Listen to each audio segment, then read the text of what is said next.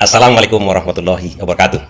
Kenapa publik lebih percaya kepada Anies Baswedan daripada Polri tentang ijazah Pak Jokowi ini, tentang penyelesaian kasus ijazahnya Pak Jokowi ini? Padahal tadi kan sudah dirilis oleh Dirtipidum Bareskrim Polri bahwasanya ijazah Pak Jokowi itu asli, bahwasanya ijazah Pak Jokowi itu identik dan sudah melalui uji forensik, sudah melalui yang namanya scientific investigation crime, sampai ke UGM diselidiki, semuanya identik, semuanya pokoknya asli. Bahkan dibumbui lagi oleh Dirtipidum itu dengan sebuah wejangan kepada kita semua. Marilah kita tidak lagi mempermasalahkan ijazah ini. Mari kita bantu Pak Prabowo, karena ini bisa menghambat pembangunan kemajuan bangsa yang ingin digadang-gadang oleh Prabowo. Itu kata Dirtipidum. Ya, semua kita setuju. Kita bantu Pak Prabowo untuk membangun negara ini. Tapi kalau sangkut pautnya dengan dikaitkan dengan ijazah palsu ini, ada masalah-masalah begitu, ya harus diselesaikan. Oh, kemana-mana saya berbicara ini. Malahan tadi sebuah rilis juga dari Roy Suryo, dia malahan menantang. Dia tidak mempercayai, belak-belakan dia. Saya tidak percaya kepada uji forensik yang dilakukan oleh Polri. Wah, gawat ini Roy Suryo ini. Roy Suryo kita tahu juga, bukan orang abal-abal, bukan akademisi yang palsu-palsu juga. Kenapa itu seberani itu? Dan kenapa saya seberani itu juga mengatakan bahwa publik memang mencurigai, artinya lebih percaya kepada Anies Baswedan dari Polri. Mari kita olah perlahan-lahan ya kawan-kawan. Mungkin sebenarnya kita belajar dari kasus ini. Keberanian Roy Suryo itu ada dasarnya. Masuk kita kepada kepercayaan publik. Kepercayaan publik itu apa dasarnya? Kita bagi kepercayaan publik itu dari segi formal dan dari segi informal. Kan seperti pemimpin informal dan pemimpin informal. Pemimpin formal ini yang memang dijatuhkan jabatannya kepada dia, yang memang diberikan jabatan kepada dia, seperti kepala polisi, kepala tentara, kepala-kepala yang ada SK-SK-nya. Kalau pemimpin informal itu di luar, kita akui dia. Kita akui, misal di sebuah kelompok komunitas, dia tidak kita umumkan ataupun tidak kita bunyikan, ada surat, ada SK-nya, tapi dia diakui, memimpin kita. Kita pun sendiri mengakui kepemimpinan dia. Itulah yang Anies Baswedan.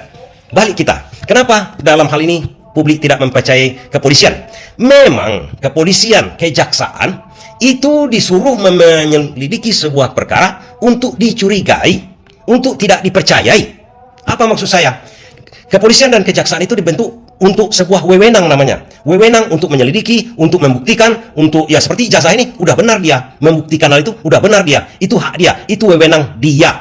Tapi ingat, wewenang dia itu belum tentu dipercayai. Dan mereka memang didesain untuk dicurigai. Kenapa dicurigai? Kalaulah harus dipercayai langsung apa yang dikatakan oleh kepolisian, kepolisian bisa langsung memenjarakan orang.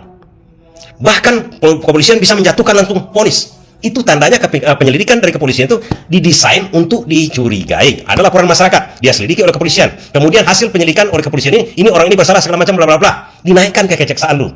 Tidak langsung percaya. Hukum tak langsung percaya kepada penyelidikan kepolisian. Tidak langsung kawan-kawan. Harus ditanya ke jaksa, ini sudah benar tidak penyelidikan kepolisian ini? Ada namanya P19 kan? Ada P21. P21 itu jaksa menganggap sudah lengkap. Kalau P19 ini tidak benar kerja kalian kepolisian, rubah lagi, selidiki lagi. Nggak cukup alat bukti lah, macam-macam lah, perkaranya nggak perlu dikriminalkan atau dipenjarakan atau dipidanakan, kan begitu. Sampai di kejaksaan sudah P21, jaksa dengan polisi sudah yakin ini ada kesalahan, ada perbuatan pidana di sini kan, tapi harus dicurigai juga. Memang didesain untuk itu. Di mana dibuktikan? Di mana dibuktikan? Di pengadilan. Vonis hakim itulah yang diyakini oleh masyarakat. Seperti ijazah palsu ini nanti di pengadilan dinyatakan, dibuktikan. Yang berhak betul-betul menentukan ijazah ini asli atau palsu adalah di pengadilan. Makanya Roy Suryo menantang sampai di pengadilan. Di kejaksaan belum, walaupun berkor-kor kepolisian mengatakan ini asli, belum tentu juga. Walaupun kejaksaan nanti berkor-kor mengatakan ini palsu, enggak juga bisa. Baru sampai di tingkat pengadilan pertama, ada keyakinan lagi, vonis bahwasanya ini asli atau palsu. Begitu juga pengadilan tingkat pertama ini belum 100% juga dipercayai oleh masyarakat. Ada tingkat banding lagi, ada kesalahan, bisa-bisa terjadi kesalahan. Setelah itu kemana lagi? Ke atas lagi, ke Mahkamah Agung. Habis itu kemana lagi? Ke PK. Semuanya begitu. Memang didesain begitu. Tidak salah publik mencurigai. Tidak salah publik ada yang percaya, ada yang tidak percaya. Makanya di waktu di sidang nanti, Roy Suryo misalnya kasus ijazah palsu ini, ada pembela kan, ada pembanding ijazah palsu yang diperiksa, ijazah yang diperiksa oleh forensik Polri itu sekarang, yang dinyatakan oleh rilisnya tadi itu, oleh Dirtipidum katanya asli, dan dibumbui dengan kata-kata manis-manis begitu. Itu tidak bahan yang bisa menyatakan nanti berhak mengatakan itu asli atau palsu. Harus naik lagi sampai di persidangan. Nanti lagi diuji banding oleh Roy Suryo dan kawan-kawannya. Ada dua pihak nanti berhadapan. Roy Suryo dituduh sudah memfitnah masalah ijazah asli ini, ijazah palsu ini. Nanti ada dari pihak Roy Suryo yang akan membuktikan, bisa membuktikan lain, bisa sama dengan kepolisian. Artinya wajar-wajar aja publik tak percaya dengan hasil forensik Polri. Nah, kenapa komponen Anies lagi-lagi saya masukkan di sini? Kalau masalah ijazah palsunya Jokowi, ijazah aslinya Pak Jokowi ini, mungkin publik harus percaya, bukan harus percaya, lebih percaya kepada Anies Baswedan. Kenapa? Anies Baswedan sebagai pribadi, berbeda dengan kepolisian, itu lembaga. Lembaga itu didesain untuk dicurigai, untuk menyelidiki, hak dia menyelidiki perkara, tapi harus dicurigai. Kenapa dicurigai? Karena diolah oleh masyarakat, diolah oleh orang-orang, oknum-oknum kepolisian. Dan jaksa mencurigai hal itu, jaksa memsupervisi hal itu. Karena kenapa? Karena bisa-bisa kerjanya amburadul. Jaksa lagi yang menentukan, oh ini udah benar, ijazahnya memang asli. Jaksa masuk lagi ke pengadilan, belum bisa dipercayai oleh masyarakat. Belum bisa dipercayai secara hukum. Itu maksud saya. Nah, Anies Baswedan adalah seorang pribadi. Kalau pribadi berbeda lagi, berbeda kepercayaan masyarakat kepada pribadi yang tak pernah berbohong. Apalagi masalah ijazah palsu ini sama dengan kasusnya Nabi Muhammad. Nah, kok Nabi Muhammad? Ya, Nabi Muhammad itu tak pernah berkata bohong, tak pernah berjanji mungkir, tak pernah mengkhianati orang. Begitu juga Anies Baswedan, track recordnya di Jakarta. Track recordnya waktu menjadi Mendikbud, tak pernah berbohong, tak pernah ingkar janji, tak pernah tidak munafik. Kalau nanti sempat dia diminta di persidangan, dia akan katakan apa adanya.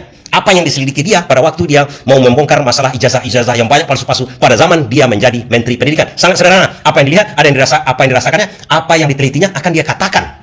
Dan apa yang dikatakan itu akan dipercaya oleh publik. Dan ini bukan berdasarkan kepercayaan hukum. Kalau kepolisian kepercayaan hukumnya seperti itu, kalau ini pribadi berbeda lagi kepercayaan. Kita berbicara masalah kepercayaan publik, keyakinan publik. Keyakinan kepada Anies Baswedan berbeda dengan keyakinan hukum yang saya terangkan tadi itu. Karena memang hukum kita didesain seperti itu. Kalau keberanian Roy Suryo menantang Jokowi itu sekarang untuk sampai ke persidangan, dia sudah benar juga. Nggak bisa polisi mengatakan dengan kewenangan yang ada, memang dia bisa mengatakan. Tapi wajib diuji namanya. Kalau dalam istilah lunaknya diuji. Kalau istilah kerasnya itu dicurigai. Memang didesain seperti itu.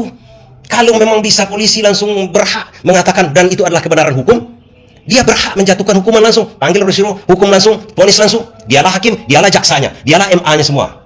Itu sistem hukum kita. Makanya Roy Suryo berani dan tantang Jokowi untuk masuk ke persidangan. Tantang Jokowi untuk melaporkan dia sampai ke pengadilan. Pencemaran nama baik, apapun pasalnya. Itu yang ditantang Roy Suryo tadi yang saya dengar. Terima kasih.